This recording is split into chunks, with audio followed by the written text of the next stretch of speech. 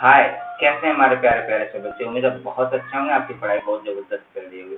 तो चलिए आज के इस वीडियो में हम लोग सीखने वाले हैं √3 को नंबर लाइन पर कैसे रिप्रेजेंट करेंगे और इसका कॉन्सेप्ट क्या होने वाला है, मतलब इसको प्रूव करके भी देखेंगे कि √3 वास्तव में है या नहीं है। तो चलिए शुरू करते हैं। तो सबसे पहले आपको क्या करना है, √3 बनाने के लिए आपको √2 बनाना होगा। इसके पिछले वीडियो में हमने आपको बताया था √2 कैसे बनाते हैं। अगर आपने उसे नहीं देखा तो देखिए ऊपर आई बटन में आपको √2 भी दिख जाएगा, या फिर आपको डिस्क्रिप्शन में लिंक भी मिल जाने वाले हैं, या फिर चैनल पर आप सर्च करके देख सकते हैं। चलिए सबसे पहले आपको क्या करना है, यहाँ पर सबसे पहले एक नंबर लाइन यहाँ पर ड्रॉ कर लेते हैं इस तरह से। तो नंबर लाइन में मैं सिर्फ रे ड्रॉ करूंगा, नंबर रे कह सकते हैं इसको, एक तरफ मतलब पॉजिटिव साइड से। तो यहाँ पर मैंने ये वो ले लिया 0 और यहाँ पे ऐसे एरो ले लेते हैं।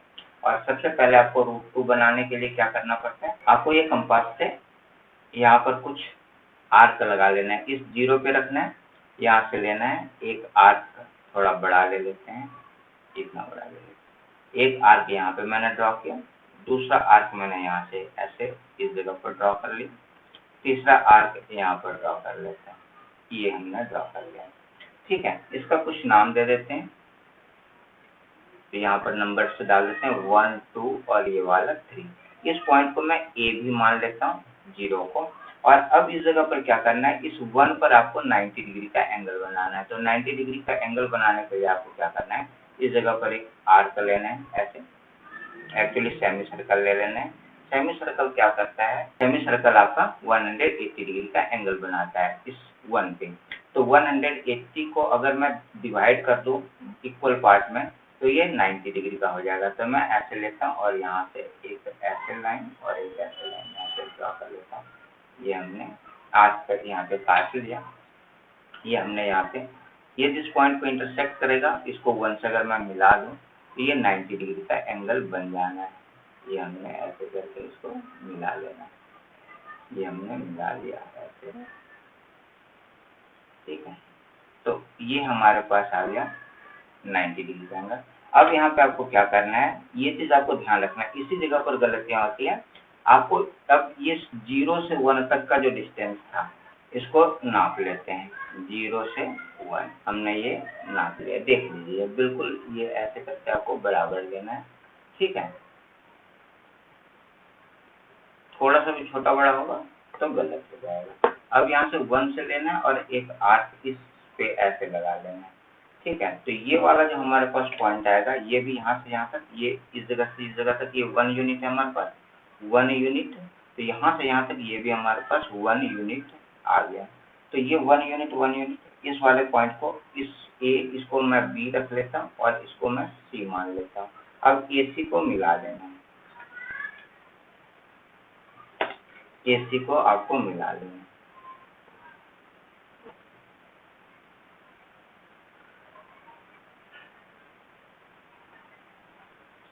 तो ये हमारे पास √2 निकल के आ गया, ये √2। लेकिन कह क्या रहा है क्वेश्चन कि आपको √3 बनाना है। तो √3 बनाने के लिए इस AC पर आपको क्या करना है, एक 90 डिग्री का एंगल बनाना है।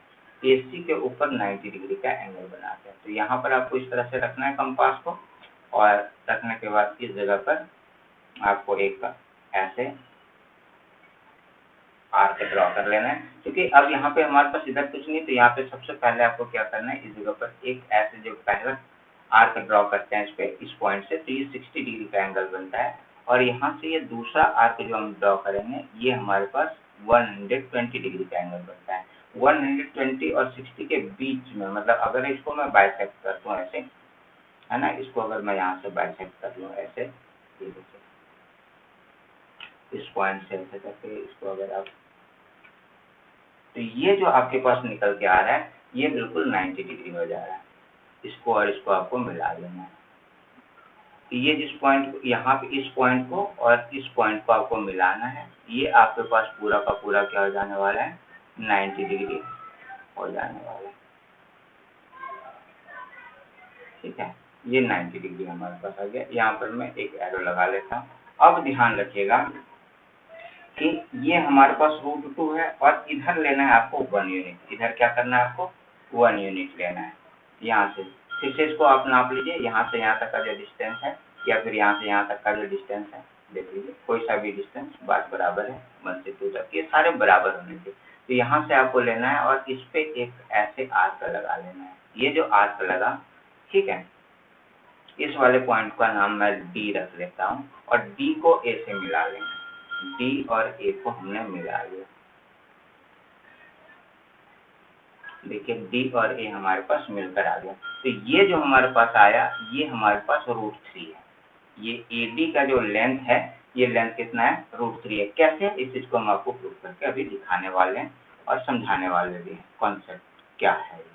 ठीक है, अब आपको इसको नाप लेना है यहाँ से यहाँ तक, है ना, ये वाला, और यहाँ पे उसी के बराबर एक आपको आर्क ड्रॉ कर लेना है। तो मैं यहीं से ऐसे करते हुए चलता हूँ और ये यहाँ पे ऐसे ड्रॉ कर दिया। ये जिस पॉइंट पे काटेगा इस पॉइंट का नाम मैं ई रख लेता हूँ और ये वाला जो हमारा हो गया ये हमारा हो जाएगा √3। ये क्या हो जाएगा, √3 हो जाएगा। चलिए अब कैसे इस चीज को समझते हैं। तो यहाँ पर हमारे पास ये एंगल 90 डिग्री का है, ध्यान से समझना है, ये हमारे पास 90 डिग्री का है। तो इन ट्रायंगल ACD क्या लेते हैं, इस जगह पर लेते हैं, यहाँ पर इन triangle ACD angle C equal to 90 degree, angle C हमारे पास 90 डिग्री है और AC का वैल्यू हमारे पास क्या है, AC इक्वल टू हमारे पास है √2 यूनिट। AC हमारे पास √2 यूनिट है और यहाँ पे CD कितना है हमारे पास, CD इक्वल टू हमारे पास है 1 यूनिट। तो पाइथागोरस से अगर मैं लगाता हूँ तो ये इसके सामने का ये हो जा रहा है, तो AD, यहाँ AD इक्वल टू हो जाएगा √AC का स्क्वायर, AC का स्क्वायर और यहाँ पर प्लस CD का स्क्वायर, ऐसे हो जाना है। अब यहाँ पर AC का स्क्वायर मतलब √2 का स्क्वायर और प्लस यहाँ पर 1 का स्क्वायर, मतलब ये क्या हो जाएगा, √2 का स्क्वायर मतलब 2 और ये वाला प्लस का 1, तो इक्वल टू हो जा रहा है √3। तो AD इक्वल टू हमारे पास √3 निकल के आ जा रहा है। तो AD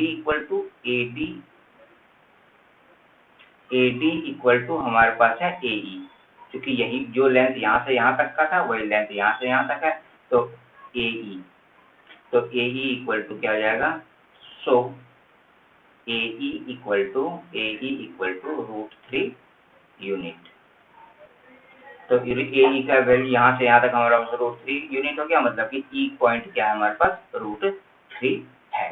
तो उम्मीद है ये वाला क्वेश्चन आपको बिल्कुल तरीके से समझ में आ गया होगा। फिर भी किसी तरह का अगर डाउट रह जाता है तो कमेंट सेक्शन में आप हमसे चर्चा कर सकते हैं।